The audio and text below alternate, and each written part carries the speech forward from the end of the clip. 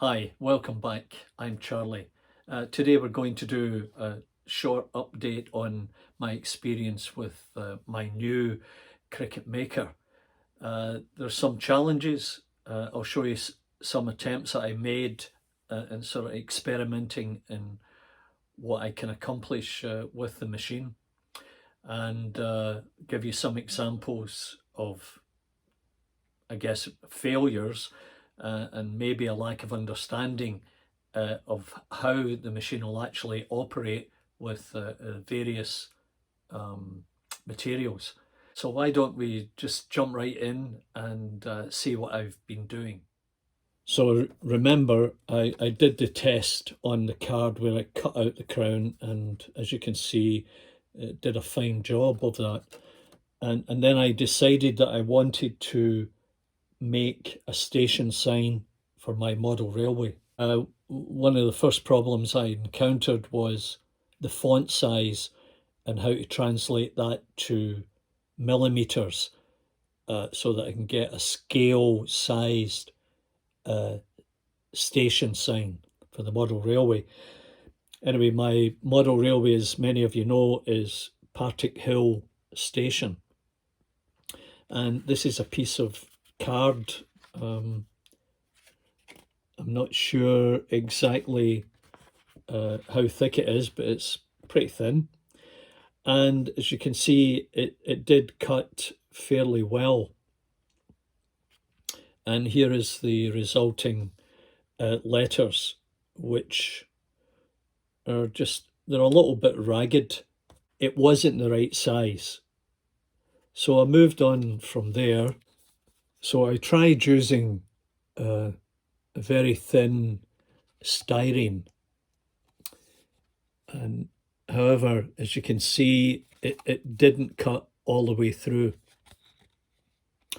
Now in the setup for the pressure, I selected more pressure, assuming that I would need to have a greater pressure on the knife so that it would cut all the way through, and that one failed.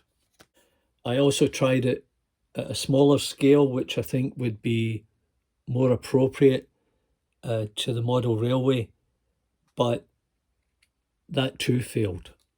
I tried again with the card, tried it multiple times without success. So I've made reference to the Cricut Maker guidebook, and in here the fine point blade states the versatile premium fine point blade cuts everything from paper, cardstock and poster board to vinyl and iron-on. So this fine point will cut that thin card. It will not cut the thin styrene. And then you look forward to the knife blade. Now, I'm assuming that the knife blade is the one that I would need to select to cut through plastic or styrene.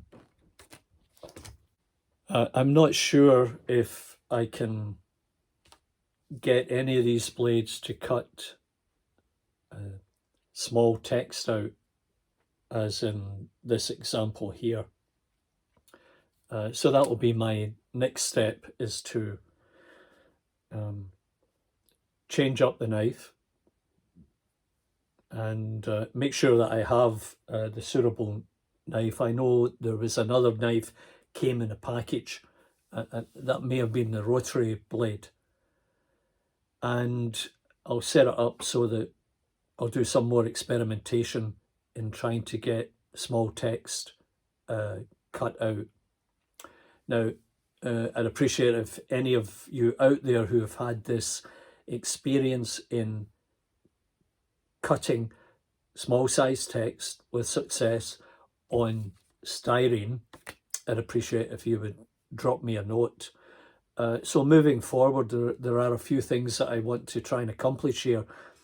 A fellow model railway enthusiast Jeff Redmond over in the UK, kindly gave me a file that I can use to try and cut something out, and that's the next step. But I want to make sure before I jump in there is that I've got the right blade, the right pressure, all the right settings, so that I can cut that with success. And that's the other thing in terms of the setting for the blade pressure. What determines whether it's sort of standard setting or more or less pressure on the blade. I'd appreciate if you have some insight into that, if you could drop me a note. Anyway, it's all about learning new things, new equipment, and what's possible, what's not possible. And that's the whole idea of this channel of mine with model railways and everything else. And we can share information and move forward together. So yeah, it's an interesting journey. So on the next video, I'll be trying a different blade and I'll show you my results, good or bad. Anyway, thanks for dropping by, and we'll see you next time. Bye for now.